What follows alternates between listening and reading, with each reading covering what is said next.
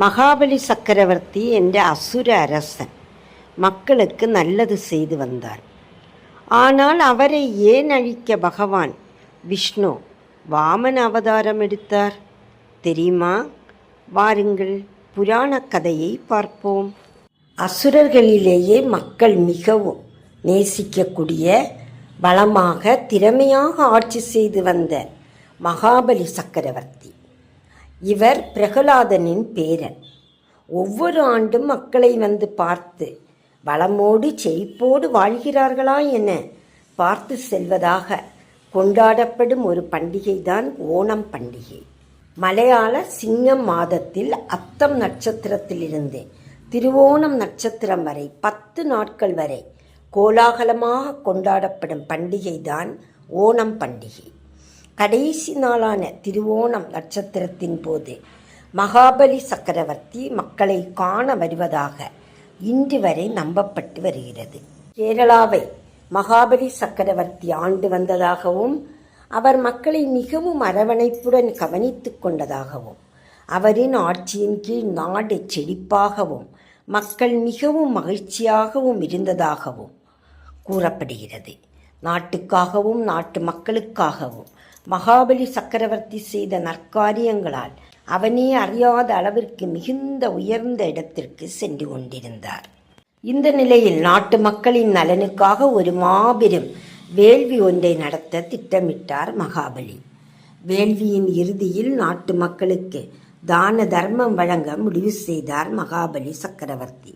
இந்த வேள்வியை அசுர குரு சுக்ராச்சாரியார் செய்ய முடிவு செய்யப்பட்டது.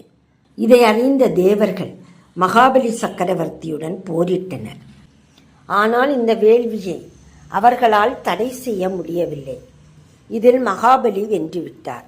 இதனால் அச்சமடைந்த தேவர்கள் மகாவிஷ்ணுவிடம் சென்று முறையிட்டனர்.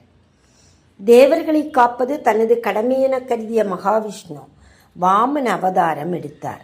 மண்ணுலகில் விஷ்ணுவின் 5வது அவதாரமாக காசியப முனிவர் திதி தம்பதிக்கு மகனாக அவதரித்தார் மகாவிஷ்ணு. மகாபலி சக்கரவர்த்தி தன் வேள்வி நிறைவு செய்யும் விதமாக மக்களுக்கு தான தர்மங்கள் செய்ய தொடங்கினார். இதில் தான தர்மங்கள் செய்து முடிக்கும் போது வாமனன் அங்கு வந்தார். வாமனனை பார்த்தது மகாபலி, தாமதமாக வந்து விட்டீர்களே, இப்போதுதான் தானம் கொடுப்பதை நிறைவு செய்தேன் என்றார். அதற்கு வாமனனோ, நானோ 3 அடி உயரம் கொண்ட சிறுவன். நான் பெரிதாக எதையும் கேட்க மாட்டேன். என் உயரத்தைப் போலவே என்னுடைய காலால் 3 அடி நிலம் மட்டும் கொடுத்தால் போதும் என்றார். அப்போது அசுரகுரு சுக்ராச்சாரியார், இவர் விஷ்ணுவின் அவதாரமாக தோன்றுகிறதே, அவருக்கு தானம் அளிப்பதற்கு முன் சற்று யோசியுங்கள் என்று கூறினார். ஆனால் மகாபலி சக்கரவர்த்தியோ, மகாவிஷ்ணுவே என்னிடம் தானம் பெற வந்துள்ளார் என்றால் எந்த அளவிற்கு நான் சிறந்தவன், நான் தானம் கொடுத்தே தீருவேன் என்றார்.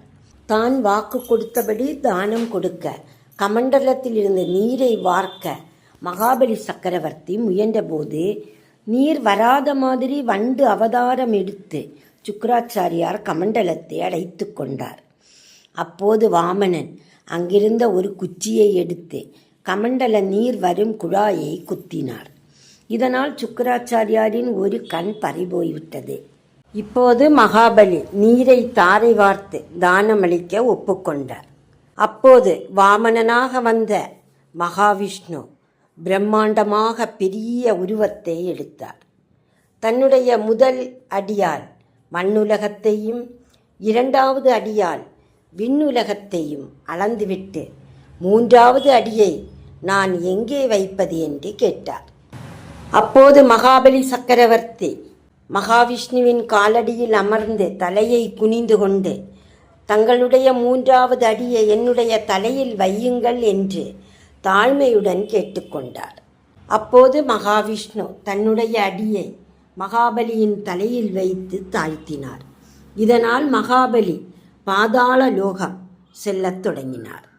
அப்போது மகாபலி சக்கரவர்த்தி தான் அன்புடன் நேசித்த மக்களை ஆண்டிற்கு ஒரு முறை நான் வந்து பார்ப்பதற்கு அருள் செய்ய வேண்டும் என்று மகாவிஷ்ணுவிடம் வரமாக கேட்டுக்கொண்டார். அதற்கு அப்படியே ஆகட்டும் என்று வரமளித்தார் மகாவிஷ்ணு. நீ உன் மக்களை வந்து பார்ப்பதை மக்கள் பண்டிகையாக கொண்டாடுவார்கள் என மகாவிஷ்ணு வரமளித்தார். அந்த பண்டிகை தான் ஓணம் பண்டிகை. இன்று வரை இந்த ஓணம் பண்டிகை மிக சிறப்பாக கேரள மக்களால் கொண்டாடப்பட்டு வருகிறது. இது உலகம் முழுவதும் பிரசித்தி பெற்ற ஒரு பண்டிகையாக மாறிவிட்டது. இந்த 10 நாட்கள் தங்கள் வீட்டு முற்றத்தில் பெரிய கோலம் வரைத்து அதன் மேல் பூக்களால் விதவிதமாக அலங்கரிப்பார்கள். பல நிறங்கள் கொண்ட பூக்களால் அத்தப்பூ என்ற பூக்களம் வரைந்து குழந்தைகள் அனைவரும் மகிழ்ச்சியுடன் இந்த விழாவினை கொண்டாடுவர். இந்த பண்டிகையின் போது மக்கள் குதூகலமாக ஊஞ்சல் கட்டியும் பலவிதமான பதார்த்தங்கள் செய்து ஓணம் சத்தியா உண்டு புத்தாடை உடுத்து மிக மிக மகிழ்ச்சியாக இந்த விழாவை மகாபலியை வரவேற்கும் விதமாக கொண்டாடி கொண்டு வருகிறார்கள். இந்த விழாவை நாமும் மிகவும் ரசித்து கொண்டாடுவோம். அனைவருக்கும் ஓணம் பண்டிகை நல்வாழ்த்துக்கள். இந்த கதையை உங்கள் உற்றார் உறவினர் ஃப்ரெண்ட்ஸுக்கெல்லாம் ஷேர் பண்ணுங்கள், லைக் பண்ணுங்கள், சப்ஸ்கிரைபும் பண்ணிக்கோங்க. நன்றி. தொடரும்.